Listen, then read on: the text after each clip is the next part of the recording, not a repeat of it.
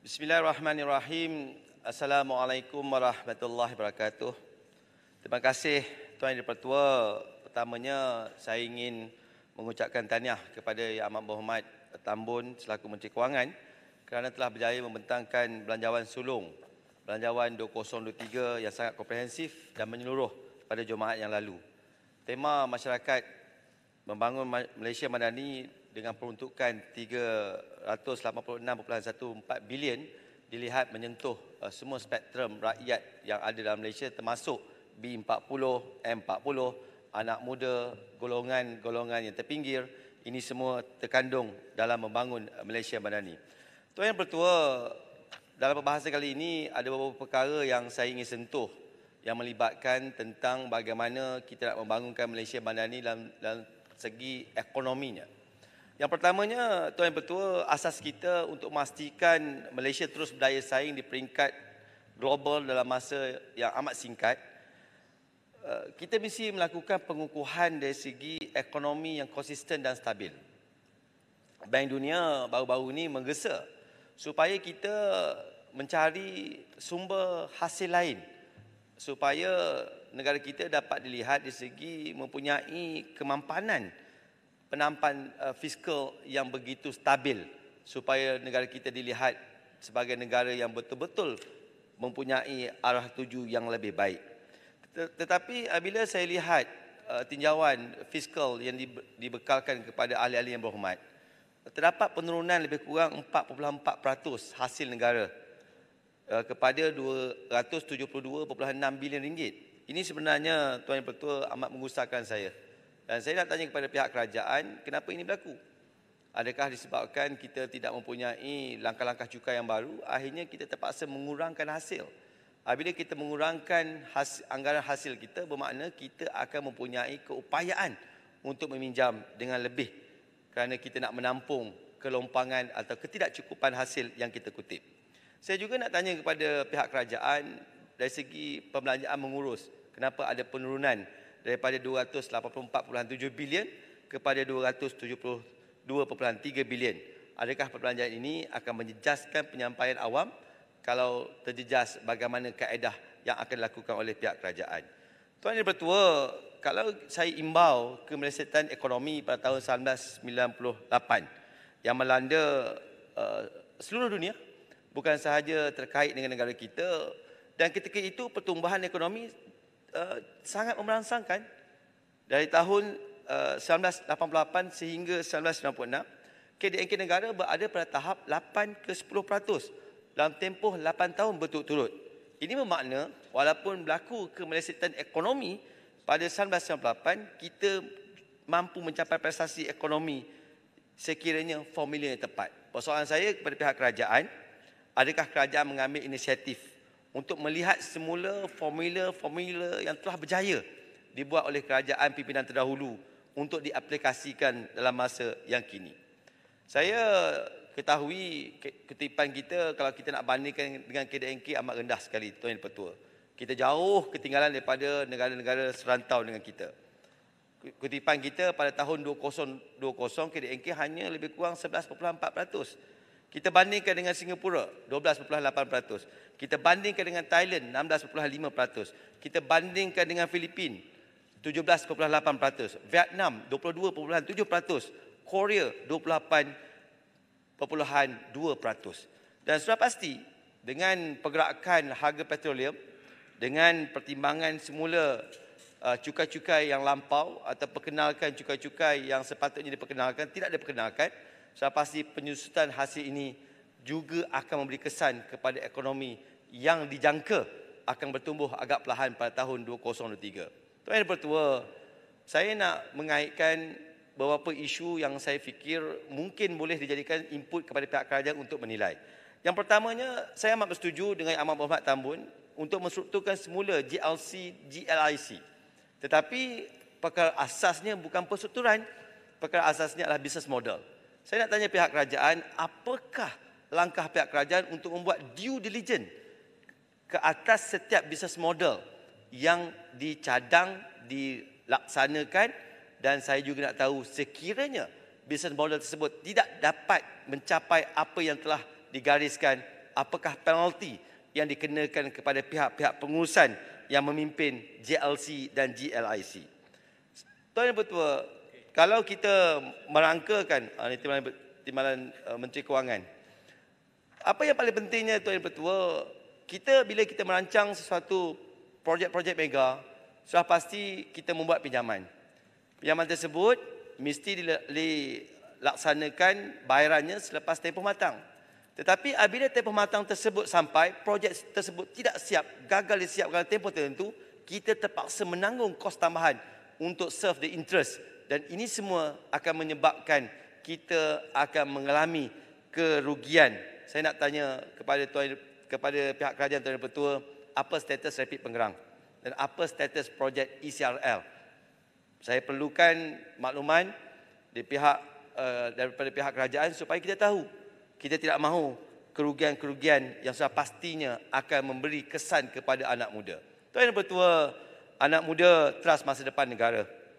Saya nak tanya pihak kerajaan, adakah kerajaan benar-benar memahami dan berjaya menangkap imajinasi dan citarasa anak muda? Dari segi ekonomi, dari segi sosial, mereka mahu gaji yang setimpal dan bermaruah. Bagaimana kerajaan memperterjemahkan kemampuan menyediakan teknologi digital, perbankan, kehidupan yang up to date, kerana mereka ini adalah generasi global village. Mereka melihat perkembangan Tuan Yang Bertua bukan hanya di media-media tempatan. Mereka berupaya menggunakan media sosial untuk melihat perbandingan dengan negara-negara maju. Sudah pasti Tuan Yang Bertua, di benak fikiran mereka terfikir, kenapa di negara orang lain boleh buat, negara jiran yang paling hampir kita boleh buat, kenapa di negara kita tidak boleh buat, dan bagaimana pihak kerajaan mengatasi perkara ini. Saya ucapkan terima kasih kepada Yang Amat Tambun kerana telah mengumumkan dalam bajet tempoh hari berkaitan isu bankrupt. Tuan Yang Bertua, jumlah keseluruhan kalau kita lihat tahun 2019, kebankruptan mempunyai lebih kurang 300,000 orang.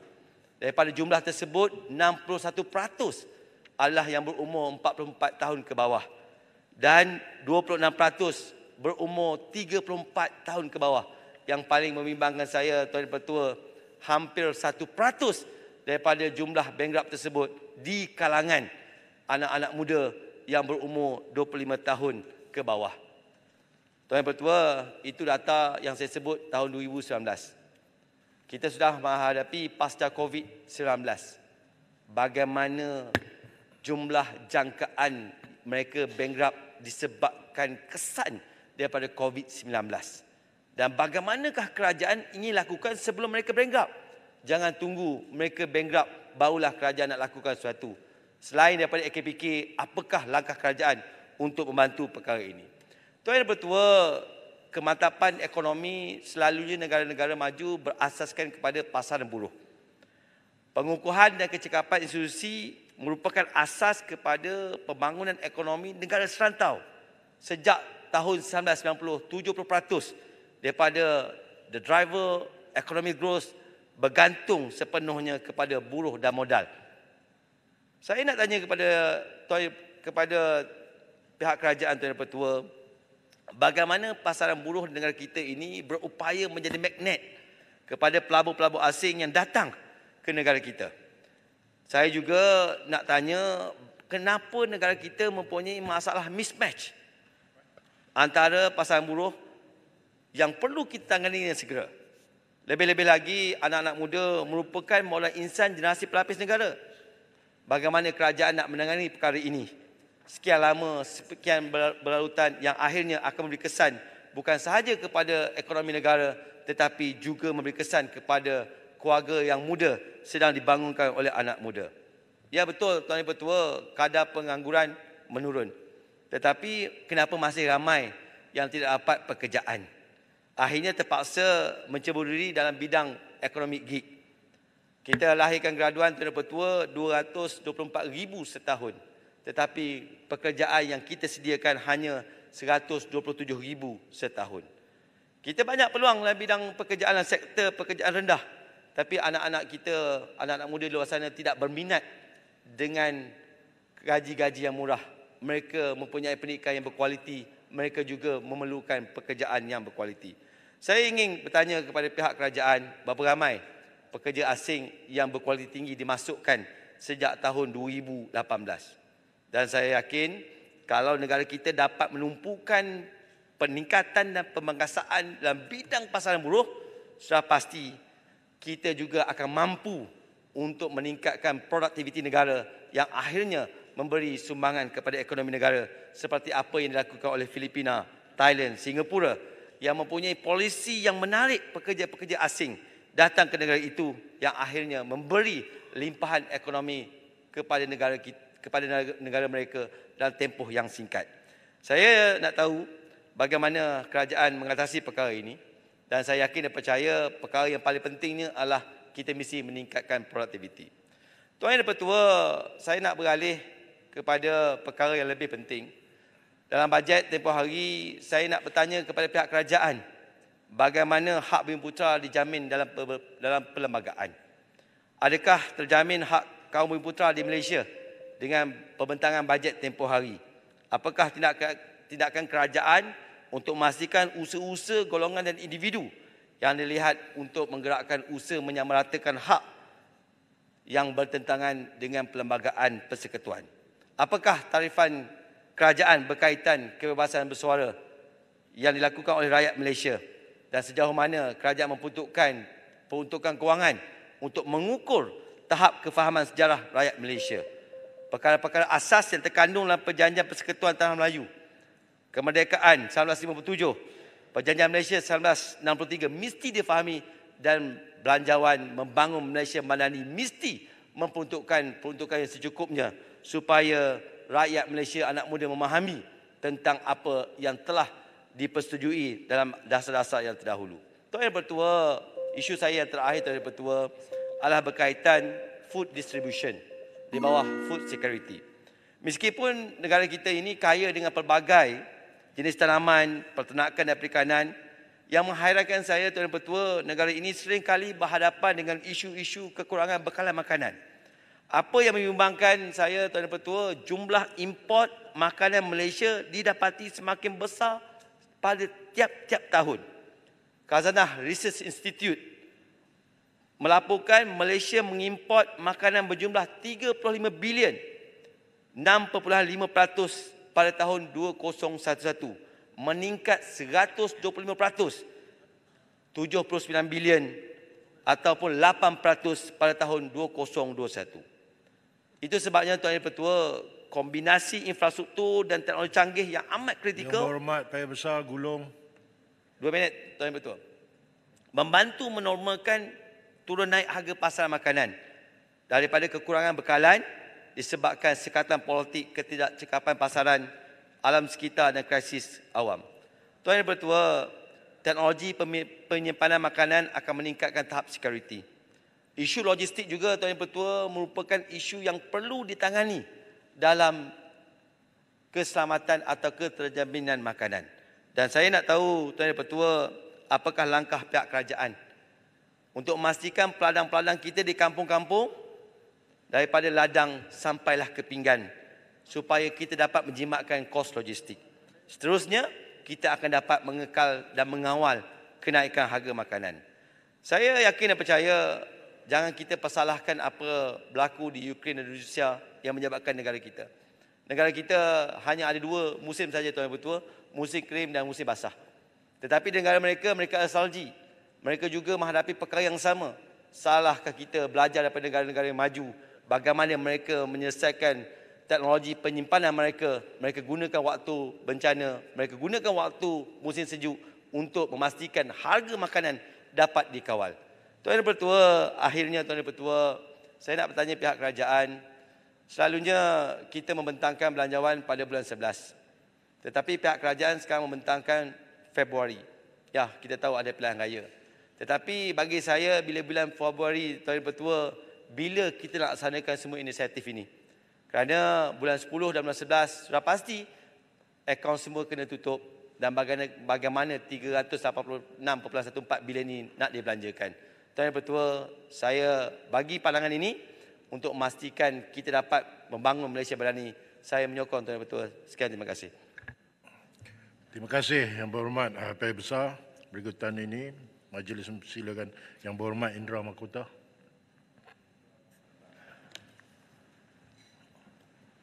Bismillahirrahmanirrahim. Assalamualaikum warahmatullahi wabarakatuh. Terima kasih Tuan Yang di-Pertua. Ternyata bahawa Belanjawan 2023 disampaikan dalam satu ucapan yang sangat kucak-kacir. Saya rasa kalau Yang Berhormat Puan Tian menyampaikannya 10 kali lebih baik daripada Tambun pada hari itu. Kalau kita nak bantu golongan yang marhin, kita bantulah. Tetapi tak perlulah kita menjadi anti kepada orang yang lain pula. Apa dia idea baru atau strategik, game changer dengan izin untuk pertumbuhan ekonomi, untuk reformasi struktural ekonomi dan sebagainya. Ekonomi digital adalah enjin pertumbuhan ekonomi sekarang. Perdana Menteri yang ke-8 telah melancarkan pelan pembangunannya iaitu My Digital. Bagi meraih pelaburan asing dalam ekonomi digital, 2 buah agensi diamanahkan iaitu MIDA dan MDEC, Malaysia Digital Economy Cooperation. PM ke-9 meneruskannya. Saya nak minta penjelasan PM ke-10 tentang kedudukan My Digital dan peranan MIDA MDEC. Dalam ucapan beliau, Perdana Menteri dan Menteri Kewangan menyentuh laporan dengan izin A Nation at Risk, The Imperative for Educational Reform, iaitu laporan tentang mutu pendidikan di Amerika Syarikat. Laporan itu diterbitkan pada 1983. Ia telah membawa kepada pengenalan suatu undang-undang iaitu No Child Left Behind Act 2002 dan kemudiannya diganti dengan Every Student Succeeds Act 2015. Terdapat banyak diskusi yang merujuk mutu pendidikan Amerika Syarikat. Contohnya oleh bekas Presiden Universiti Harvard, Derek Bok, Frank Furedi dan ramai lagi. Saya mencadangkan agar kerajaan menggerakkan reformasi pendidikan kita sendiri. Ia bagi menilai sejauh mana kita melaksanakan falsafah dan dasar pendidikan kebangsaan. Menilai soal islamisasi ilmu, soal integrasi ilmu, serta de-westernization and decolonization of knowledge dengan izin. Menilai soal yang dibangkitkan oleh payah besar, mismatch dan jurang antara bilik darjah dengan tempat kerja. Reformasi pendidikan perlu bermula di tempat paling tinggi, iaitu di universiti. Ada 2 sebab mengapa ia harus bermula di sana. Pertama, matlamat membina insan baik dan bukannya sekadar pekerja baik harus digarap melalui konsep insan kamil, insan sempurna, yang berasaskan nilai-nilai tinggi. Bagi umat Islam, ia dimodel pada kepribadian Rasulullah SAW.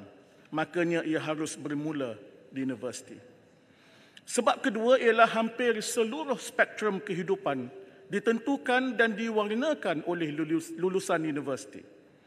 Ada pepatah mengatakan melentur buluh dari rebungnya. Lalu ada yang berhujah reformasi pendidikan perlu dimulakan dari bawah. Soalnya Tuan Yang di-Pertua bukan soal rebung.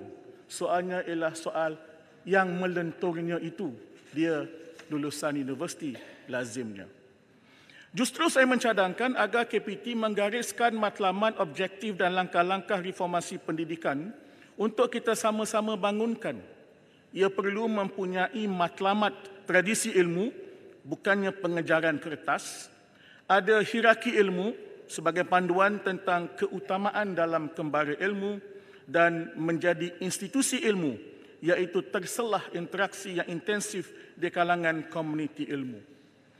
Institusi ilmu harus meliputi 1. Naib Chancellor yang merupakan orang terkanan dalam disiplinnya. 2. Profesor kanan dikekalkan tanpa mengira usia dan tanpa proses memohon kerja, quote unquote, selagi masih mampu memajukan sesuatu disiplin, bukannya sebagai pentadbir. 3. 30% warga akademik dilantik di kalangan profesional yang ada pengalaman luas di lapangan kerja dan ada pengalaman membuat penyelidikan dan keutamaan buat mereka yang ada PhD. 4. Penulisan jangan dihadkan dalam jurnal impak tinggi sahaja, tetapi mengambil kira juga buku, ensiklopedia dan kertas polisi. 5. Mahasiswa diberikan pengupayaan yang sewajarnya, termasuk mempunyai peranan dalam governance universiti. Dan ke-6, semua ini berlangsung dalam iklim kebebasan akademik yang segar. Saya mencadangkan agar KPM menilai bagaimana mereka yang telah menerima manfaat besar daripada dasar dan program pendidikan selama ini digalakkan untuk menyumbang kembali, giving back dengan izin kepada negara. Contoh, setengah alumni sekolah seperti SBP kanan yang dah lama, yang senior, atau sekolah-sekolah premier diberikan insentif cukai bagi membolehkan mereka membuat kutipan dana dengan lebih agresif yang dapat membiayai sebahagian daripada keperluan alma mater mereka. Ini akan membolehkan kerajaan memberi lebih tumpuan kepada contohnya sekolah-sekolah daif. Kepada KPM dan KPT, saya ingin menimbulkan soal memperkasa co-kurikulum dalam pendidikan.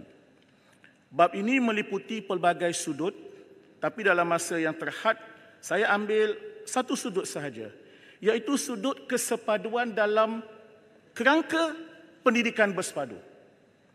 Iaitu kesepaduan atau keseimbangan antara apa yang dipanggil akademik dan apa yang dipanggil co-kurikulum. Matlamatnya tentulah melahirkan insan baik, termasuklah kebolehpasaran dan sebagainya. Hari ini, untuk kemasukan ke IPTA sebagai contoh, pemberatan antara akademik dan co-kurikulum ialah pada nisbah lebih kurang 90-10. Yakni akademik 90%, co-kurikulum 10%. Saya mencadangkan agar nisbah ini diubah kepada angka yang lebih seimbang, iaitu 70-30. Angka ini bukan rigid, Tuan Yang di-Pertua. Ia sekadar melambangkan semangatnya, the spirit behind it, dengan izin. Iaitu memberikan pemberatan yang lebih kepada co-kurikulum dalam rangka kesepaduan dan keseimbangan antara apa yang dipanggil akademik, apa yang dipanggil co-kurikulum. Universiti-universiti terkemuka di dunia lazimnya memberi pemberatan yang lebih. Dia mungkin tak kira lah 10%, 15%. Dia tak ada angka itu, tetapi kita tahu bahawa mereka memberikan pemberatan yang lebih untuk co-kurikulum. Selaras dengan nisbah yang baru ini, budaya co-kurikulum yang baru dan kondusif perlu diwujudkan. Ini meliputi kerangka governance yang melibatkan semua pihak, termasuk PIBG, alumni dan pelajar, mahasiswa, pengukuhan matlamat dan objektif, pandangan sarwa, pemikiran progresif, sistem motivasi, organisasi, penasihat, jurulatih teknikal, pengupayaan pelajar, mahasiswa, beasiswa dan peluang kerjaya. Terima kasih Yang Berhormat daripada Indra Makota. Terima kasih Datuk Yang di-Pertua. Saya setuju apa yang disebutkan tadi oleh Indra Makota soal berkaitan dengan peningkatan silibus ataupun program-program co-kurikulum. Cuma saya tengok sekarang ini di sekolah-sekolah kita ni soal berkaitan dengan kenegaraan, soal berkaitan dengan mata pelajaran sejarah yang saya rasa macam tidak diambil berat, ataupun mungkin kita tengok pelajar-pelajar kita sekarang ini tidak mengambil berat soal berkaitan dengan subjek sejarah dan juga kenegaraan. Sebab pada saya soal berkaitan dengan sejarah dan juga kenegaraan ini adalah merupakan satu perkara yang sangat penting, khusus untuk para pelajar kita dan kita sebagai rakyat dalam negara ini. Minta pandangan sikit daripada Indra Makota. Macam ni hari-hari kan baik. Steady bro. Mata pelajaran sejarah. Sekarang ni nak dapat sijil SPM wajib lulus sejarah. Tapi malangnya ramai yang tak lulus. Jadi apa yang ditimbulkan itu mungkin ada kaitan dengan soal PNP lah. Ya. Cara kita mengajar atau bagaimana nak jadikan sejarah bukan suatu subjek yang dalam bahasa Inggeris disebut dry dengan izin. Jadi bagaimana menggamit imajinasi. Saya pinjamlah frasa adinda saya daripada Paya Besar. Nak menggamit imajinasi anak-anak pelajar-pelajar kita supaya berminat dengan pelajaran sejarah. Dan ini ada kaitan juga dengan pernah ditimbul dalam Dewan ini soal pendidikan politik. Saya rasa Tuan Yang di-Pertua dia bukan soal sangat nak tambah mata pelajaran.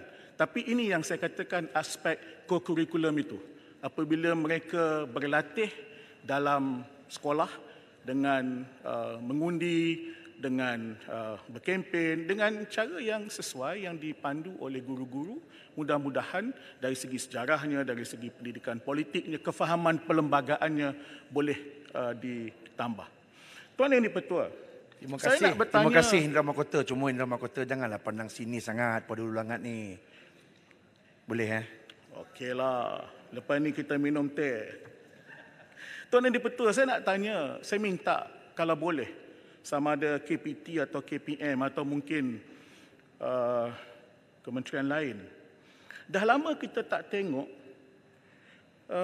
senarai bidang-bidang profesional macam accounting, arkitek dan sebagainya, dan pencapaian pelajar Melayu Bumi Putra. Kita nak tengok pencapaiannya bagaimana sekarang. Dan selanjutnya ialah, kalau dia lulus, contohnya sarjana pertama dalam bidang accounting, adakah berapa persen pula yang sambung untuk mendapatkan kelayakan profesional dia sehingga dia menjadi accountant bertauliah, arkitek bertauliah dan sebagainya. Saya minta kalau perkara ini boleh dibentangkan kepada kita. Akhir sekali, Tuan Yang di-Pertua, di kawasan parlimen saya, iaitu Indra Mahkota, IM, Ulu Langat apa? Saya IM, you apa? UL. Saya HL. Ada sebuah sekolah dalam kontena, Tuan Yang di-Pertua. A school in container, iaitu SJKT Ladang Jeram. Isu ini bermula pada tahun 2012. Peruntukan pembinaan sekolah telah ada, saya dikabarkan tanah pun telah ada, kontraktor pun telah dilantik, tetapi ada isu dengan kontraktor itu, maka sejak 2018 projek pembinaannya tergendala sampai hari ini. Saya telah melawat sekolah ini beberapa kali dan turut memberi bantuan peruntukan. Saya dan pengurusi lembaga pengelola sekolah pernah bertemu dengan Timbalan Menteri KPM yang berkaitan pada masa pentadbiran PM8. Pegawai KPM masa pentadbiran PM9 juga ada melawat sekolah. Hari ini di sekolah itu ada 38 orang murid, 15 perempuan, 23 lelaki dan 10 orang guru termasuk guru besar semuanya wanita. Pihak lembaga pengelola sekolah dan PIBG telah bersetuju untuk menukar status sekolah jika itu jadi masalah. Jadi bayangkanlah belajar di dalam kontena. Pada minggu lalu, dilaporkan yang setiausaha politik kepada Menteri Pendidikan telah melawat sekolah ini. Saya ucapkan terima kasih. Saya mohon Menteri memberi penerangan tentang perkembangan terbaru dan kita semua berharap masalah ini dapat diselesaikan dengan sebaik-baiknya dan dengan seberapa segera yang boleh. Terima kasih, Tuan Yang di-Pertua. Terima kasih Yang Berhormat Indra Mahkota. Berikutannya dipersilakan Yang Berhormat Pak Dixon.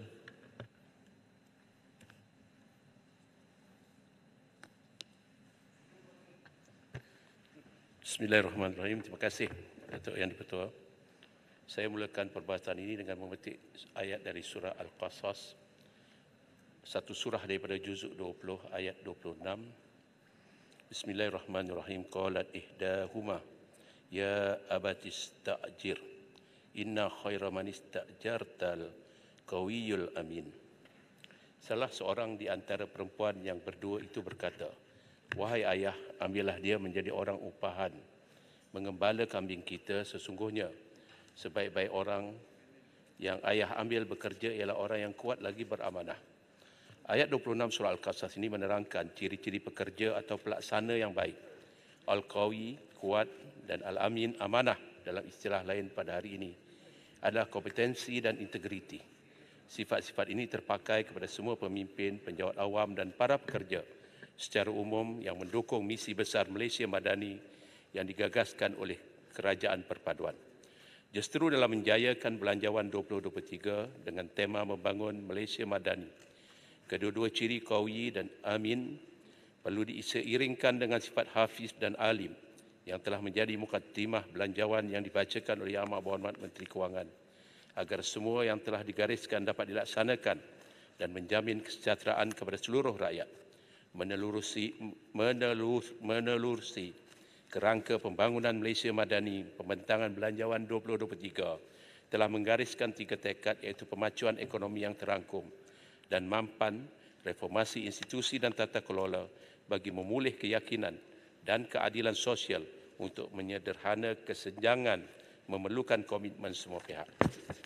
Datuk Yang di-Pertua, strategi ikhtiar 4 iaitu meraih pelaburan berimpak tinggi merupakan ikhtiar yang amat baik dalam usaha kerajaan Malaysia merancangkan pelaburan dan peluang pekerjaan bagi meningkatkan kegiatan ekonomi negara. Dalam konteks Negeri Sembilan ialah seiring dengan dasar pelaburan berganda yang mensasarkan nilai pelaburan yang masuk tahun semasa meningkat dari tahun ke tahun. Melalui dasar ini, pelbagai inisiatif dan insentif telah ditawarkan untuk menarik pelaburan dan pembangunan melalui kaedah handholding dan memudah cara pelaburan. Oleh itu, saya menyambut baik dan menyokong cadangan pemberian insentif yang akan diberikan kepada pihak berkuasa tempatan PBT dalam memudah cara pelaksanaan pelaburan yang telah diluluskan bagi memastikan usaha pelaburan dapat dipercepatkan. Bagi tujuan pelaksanaannya adalah disyorkan supaya insentif ini diperincikan supaya matlamat untuk mempercepatkan proses kelulusan tersebut tercapai. Selain itu, ia diharap agar pemberian insentif ini menjadi insentif yang berterusan dan tidak bersifat jangka pendek.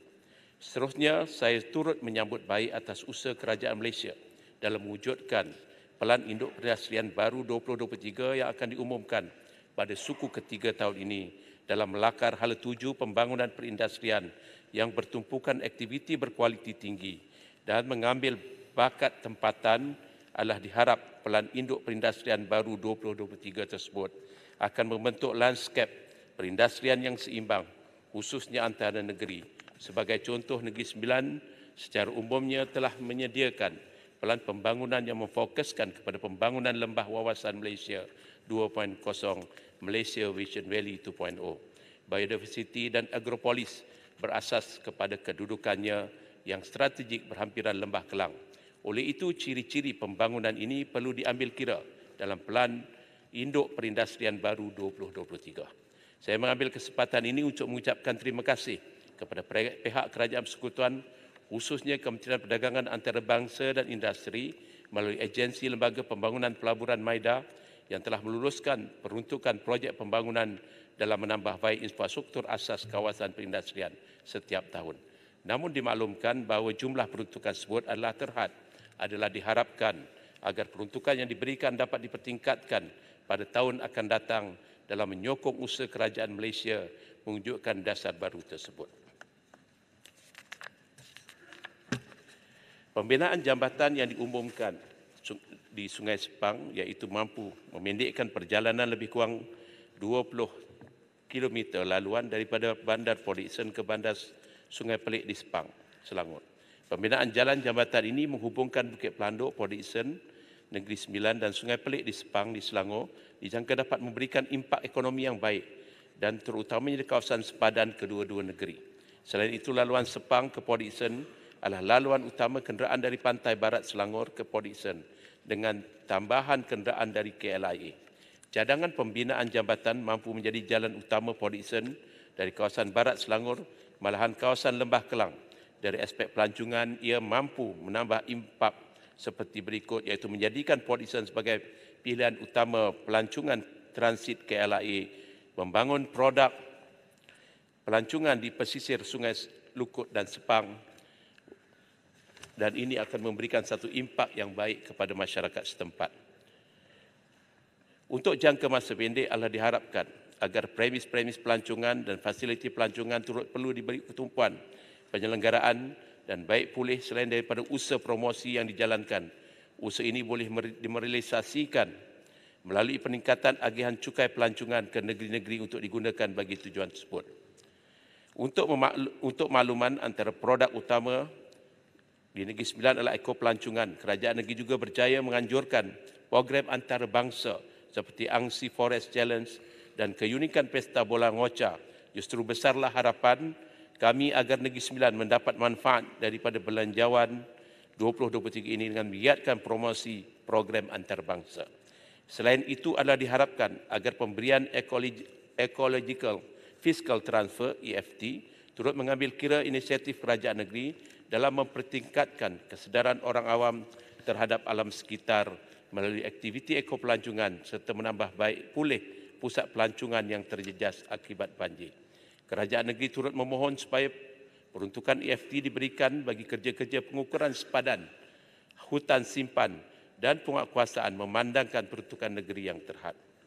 Agenda pembasmian kemiskinan tidak pernah lekang dalam Pelan Pembangunan Negara dan kita sedia maklum pengurusan pembasmian kemiskinan ini dilaksanakan berdasarkan kepada data Ketua Isi Rumah KIR dalam sistem e-Kasih. Sistem ini merupakan satu pengkalan data kemiskinan nasional yang telah diwujudkan sejak tahun 2007 dengan mengklasifikasikan mereka yang berkenaan dalam kalangan miskin tegar dan miskin berdasarkan pendapatan garis kemiskinan PJK sedia ada. Pengurusan data e-Kasih ini perlu diberi nafas baru melalui integrasi sistem dan perluasan akses oleh pihak ICU, Jabatan Perdana Menteri kepada agensi pemberi bantuan di negeri-negeri dan pentadbiran di daerah-daerah supaya usaha dapat digemblengkan secara bersama bagi menyelesaikan isu kemiskinan secara total. Tindakan segera bagi semakan semula dan pemutihan perlu dibuat terhadap data-data KIR khususnya miskin tegar sedia ada kerana masih terdapat data yang tidak relevan masih kekal dalam sistem e-Kasih. Bagi belanjawan kali ini, kerajaan telah mengumumkan inisiatif pendapatan rakyat IPR yang memfokus kepada pembasmian kemiskinan, menambah pendapatan rakyat menerusi inisiatif pertanian, perniagaan makanan dan operator perkhidmatan. Setinggi-tinggi ucapan terima kasih diucapkan kepada pihak kerajaan kerana inisiatif ini dilihat akan mewujudkan ekosistem yang berkesan antara pemohon, pemegang taruh dan masyarakat setempat dalam usaha meningkatkan pendapatan keluarga miskin tegar dan B40 yang pada masa yang sama menyelesaikan masalah ekonomi harian menerusi insentif IPR ini. Sebagai tambahan, saya berpendapat bahawa pelaksanaan IPR ini perlu dipantau rapi supaya tercapai objektif untuk mengupayakan peserta dan meningkatkan pendapatan masing-masing ke arah sifar miskin tegar. Kos sara hidup, daya tahan ekonomi bergantung kepada struktur dan kekuatan kesaling bergantungan antara sektor ekonomi. Tekanan harga yang dihadapi pada ketika ini telah memberi impak kepada kuasa beli dan kebajikan kumpulan isi rumah B40 dan sebahagian M40. Peningkatan harga telah mengurangkan kuasa beli kumpulan isi rumah B40 dan sebahagian M40 serta mengubah corak perbelanjaan mereka bagi memastikan kelangsungan hidup majoriti isi rumah yang terkesan terpaksa mengurangkan saiz hidangan. Peningkatan harga barang telah membebankan golongan terkesan dengan menyaksikan perubahan gelagat perbelanjaan semasa. Tekanan ke atas kebajikan mereka lebih mendalam apabila peratusan perbelanjaan kepada barangan berkualiti rendah serta pembelian pada kualiti yang lebih kecil meningkat melepasi 2 kali ganda berbanding sebelum kenaikan harga. Menangani krisis kos sara hidup pada ketika ini memerlukan penambahbaikan kepada instrumen yang sedia ada agar lebih terangkum dan mampan. Walau bagaimanapun, kecekapan instrumen tersebut perlu dipertingkatkan lagi dengan memastikan blind spot dapat dikurangkan dan seterusnya memperkukuhkan kuasa beli golongan terkesan. Belanjawan 2023 juga memperlihatkan keseriusan kerajaan untuk membantu rakyat dalam menghadapi kos sara hidup yang semakin meningkat. Saya secara peribadi menyambut baik cadangan kerjasama strategik Kerajaan Persekutuan bersama dengan Kerajaan Negeri dalam usaha memastikan bekalan makanan dalam negara, khususnya makanan asas, adalah sentiasa tersedia bagi rakyat. Pada pandangan saya, langkah bagi melaksanakan projek makanan bermodalkan dana 30 juta yang diperuntukkan dalam belanjawan 2023 merupakan satu mekanisme yang harus diberikan pendekatan yang meluas. Memandangkan dilema sekuriti makanan ini bukan lagi masalah kita semata-mata, malah menjadi isu global yang wajar ditangani bersama. Way forward bagi bagi keterjaminan makanan di Malaysia adalah mengukuhkan aktiviti pertanian bernilai tinggi ataupun high value agriculture, adaptasi kepada pengeluaran hasil makanan yang berintegrasikan teknologi tinggi adalah merupakan satu cara mengoptimumkan output dalam sektor pertanian yang merangkumi tanaman, ternakan dan perikanan dalam negara. Bagi memastikan sasaran ini tercapai, kerajaan harus mempercepatkan lagi peralihan kaedah pengeluaran berteknologi tinggi dalam proses pengeluaran hasil pertanian negara menerusi teknologi pertanian pintar. Saya turut berpandangan bahawa peralihan ini wajib dilaksanakan secara komprehensif dalam erti kata lain. Inisiatif berteknologi tinggi ini tidak hanya tertumpu pada atau bersasar kepada beberapa negeri saja. Oleh demikian, inisiatif yang telah dikenal pasti perlu dilaksanakan pada peringkat nasional. Contoh paling sesuai dalam konteks ini adalah agriculture flagship yang dilaksanakan pada peringkat kebangsaan yang akan membolehkan petani dan pemain industri sektor pertanian dapat saling berkongsi maklumat dengan berpandukan kepada sokongan data bersepadu. Datuk Yang Dipertua, kerajaan negeri juga mengalu-alukan kesungguhan kerajaan persekutuan meluluskan pelbagai bentuk inisiatif program jaminan makanan, bekalan makanan, namun tumpuan juga perlu diberikan terhadap usaha mengekang kenaikan harga input pertanian seperti baja, racun dan lain-lain.